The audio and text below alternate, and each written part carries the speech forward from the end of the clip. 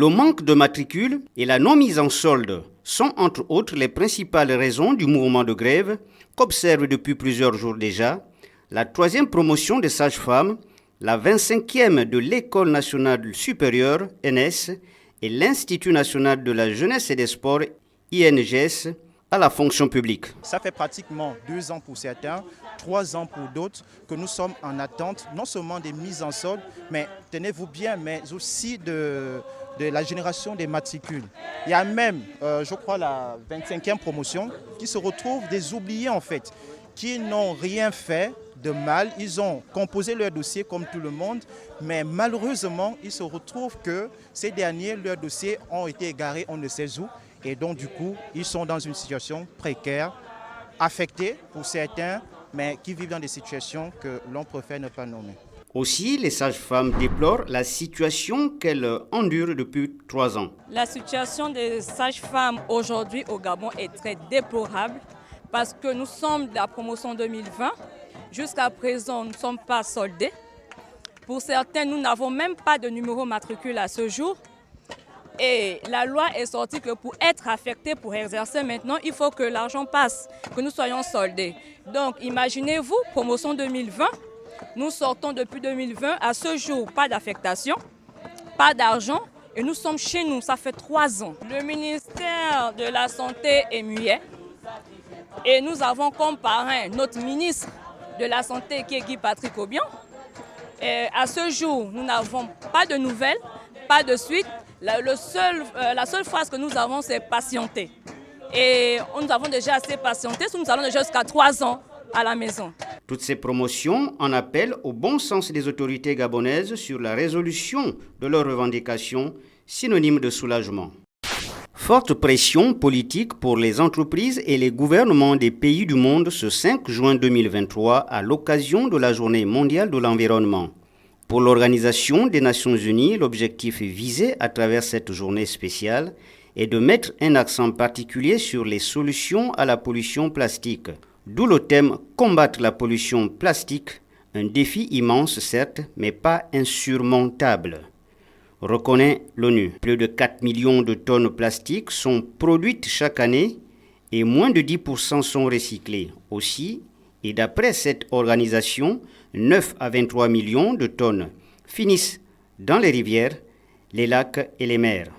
En disposant de la science et des solutions, en effet, le programme des Nations Unies ce 5 juin de l'année en cours entend véritablement s'attaquer à cette crise qui menace l'humanité au regard des mesures qui sont en œuvre. Il est donc important que ce 5 juin 2023, qui marque la date de la Journée mondiale de l'environnement, mobilise des actions au coin du monde. Déterminer les thématiques et sélectionner les experts en vue de préparer la conférence internationale de Yaoundé était l'objectif visé par l'ONG d'assistance médicale dans les formalités d'évacuation sanitaire AMFES lors de leur rencontre du vendredi de mai dernier à l'Arboretum de Siban. Déjà, il y a eu une unité entre la médecine traditionnelle et celle de la médecine moderne qui ont travaillé aujourd'hui la main dans la main, qui est une vision d'AMFES.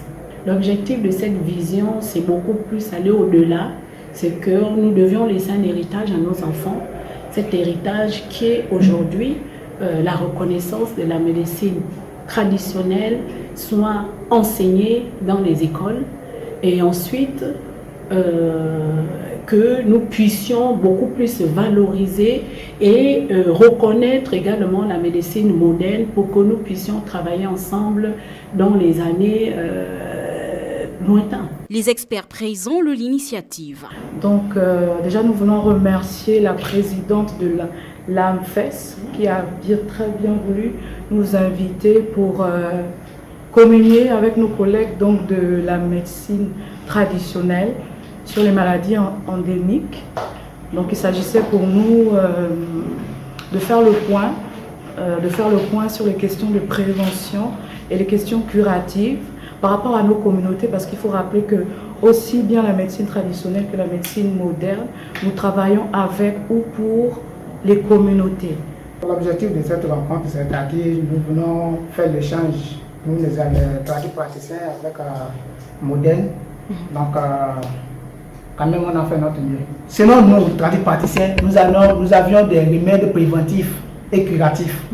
Mais pourtant, si on ne trouve pas la solution pour ce phénomène, ça va toujours aller. Notons que la thématique retenue à cet effet est information et prévention sur comment éradiquer les maladies endémiques en Afrique, contribution de la médecine moderne et de la médecine traditionnelle. Cette conférence se tiendra à Yaoundé le mois prochain.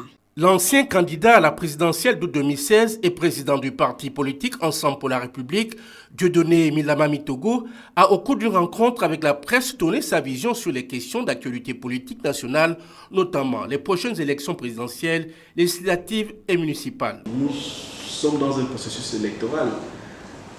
La première chose, c'est déjà de s'inscrire. Je crois que nous sommes actuellement à ce niveau. L'année 2023 est une année historique. C'est la première fois depuis l'avènement du multipartisme que nous allons organiser toutes les élections en une seule année. Cela revient à dire que les décisions qui vont être prises aujourd'hui vont impacter notre pays pendant au moins 5 ans. Il est donc important que chaque Gabonais, que chaque Gabonaise prenne part à ces différentes opérations électorales.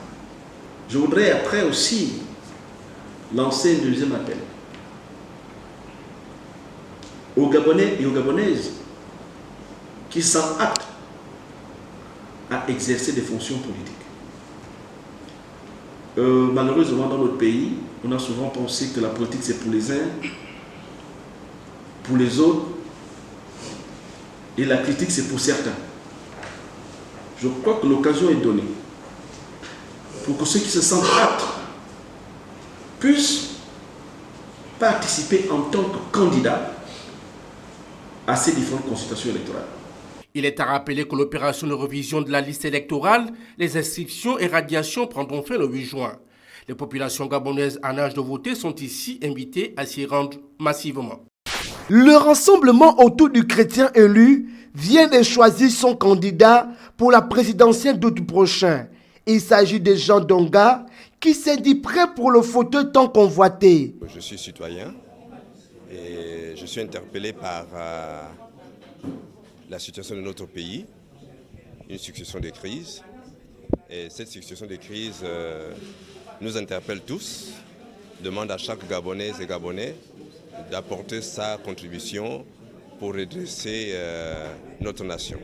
Donc c'est en tant que citoyen que je me lève pour apporter ma modeste contribution à la reconstruction du Gabon. Moraliser la vie publique devient le cheval de bataille de celui qui vient d'être adoubé par ses pairs. Compte tenu de la situation morale des Gabonais, on constate que beaucoup sont déçus, beaucoup sont découragés, d'autres n'y croient plus.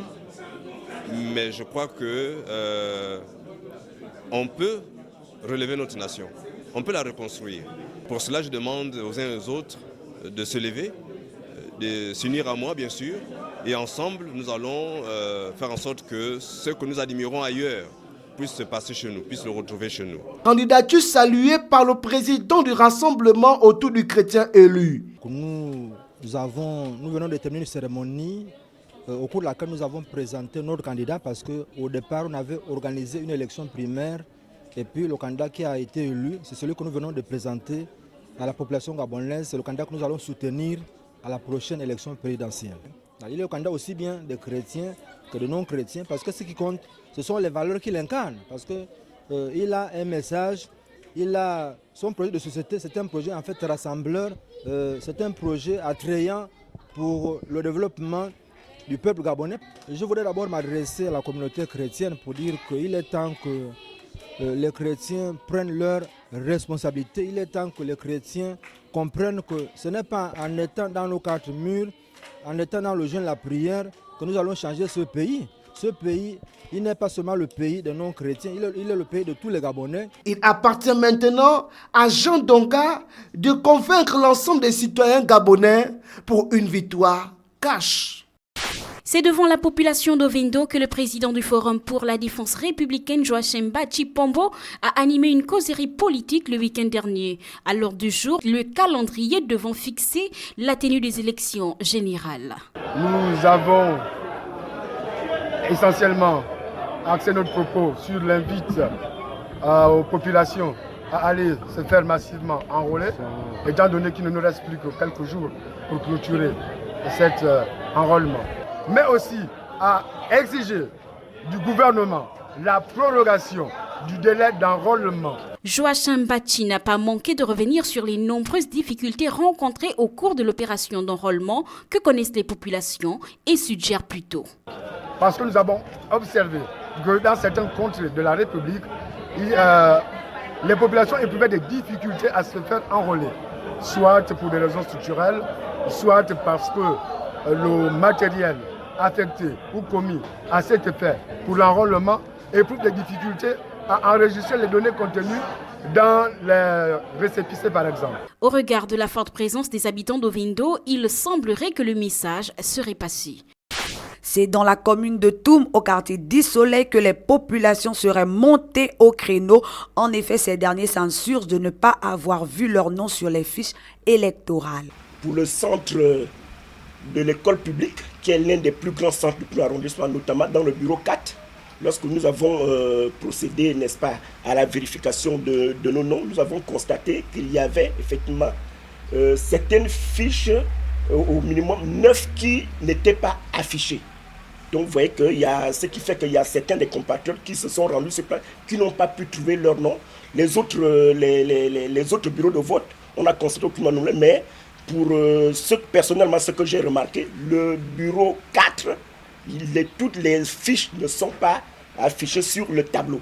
Donc ce qui fait que certains compatriotes se sont un peu perdus. À quelques jours de la fin de la révision des listes, force est de constater que plusieurs Gabonais peinent encore à se trouver une place sur les fiches. Je voudrais appeler un peu à la population gabonaise et puis les enfants de se faire enrôler.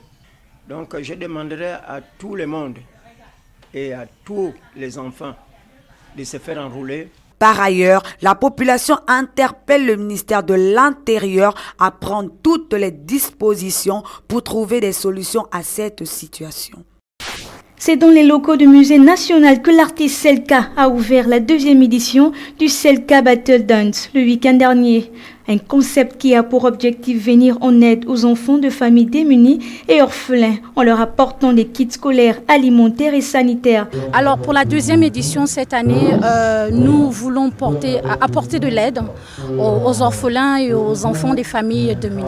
C'est pour cela qu'aujourd'hui, on lance un appel à toute la population sur le territoire national, pourquoi pas à l'international, de venir en aide à tous ces enfants-là parce qu'ils ont besoin de nous. Voilà l'objectif pour la Selka Battle Dance cette année.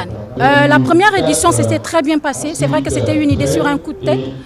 Donc, mais ça s'est très bien passé. Et il y a eu un engouement au niveau de la population. Ça m'a donné une idée. Je me suis dit, à travers ce concept, je pourrais peut-être apporter un plus à la société et un plus à un artistique au Gabon qui n'est pas très développé. Nous avons ouvert notre page, la Selka Battle Dance officielle, qui est là pour recueillir tout ce qui est comme prestation, qui c'était là aussi pour les groupes de danse. 19 groupes ont été inscrits, mais malheureusement 9 groupes ont été éliminés pour plusieurs raisons. Bon, les critères sont simples. Cette année, nous avons voulu qu'il y ait une relation directe entre la danse urbaine et la danse traditionnelle. Donc, il faudrait avoir des pas de danse traditionnelle, il faudra être synchro, il faudrait être bien vêtu et le reste des détails à l'appréciation du jury. Mais nous, le comité d'organisation, voilà sur quoi nous nous sommes appuyés cette année. Aujourd'hui, nous allons éliminer uniquement un seul groupe sur 9 que nous avons retenus. La présidente fondatrice Selka a un objectif, mettre en évidence des danseurs qui peuvent représenter le Gabon à l'extérieur du pays. La finale de ce concept aura lieu le 9 juillet 2023 au lycée Léomba. Le Real Madrid FC et notre capitaine Karim Benzema ont convenu de mettre fin à sa brillante et inoubliable période en tant que joueur de notre club, a annoncé le club merengue sur son site hier dimanche. Avec 647 matchs au compteur, Benzema est le 5e joueur à avoir plus porté le maillot madrilène. Il est aussi le 2e buteur de tous les temps pour le Real Madrid avec 353 réalisations derrière Cristiano Ronaldo avec Madrid. L'ancien Lyonnais a remporté 25 titres, 5 Ligues des Champions, 5 Coupes du Monde des clubs, 5 Super Coupes d'Europe, 4 Ligas, 3 Coupes du Roi et 4 Super Coupes d'Espagne. Ce mardi, à 12h, un hommage à Karim Benzema aura lieu à Madrid. Donc imaginez-vous, promotion 2020, nous sortons depuis 2020, à ce jour, pas d'affectation, pas d'argent et nous sommes chez nous, ça fait 3 ans. Donc nous perdons, nous sommes en train de mourir à petit feu dans nos maisons. La preuve en est que nous, les promotionnaires 2020, nous avons déjà perdu plus de 10 personnes, 10 sages-femmes aujourd'hui, même pas recevoir leur dû.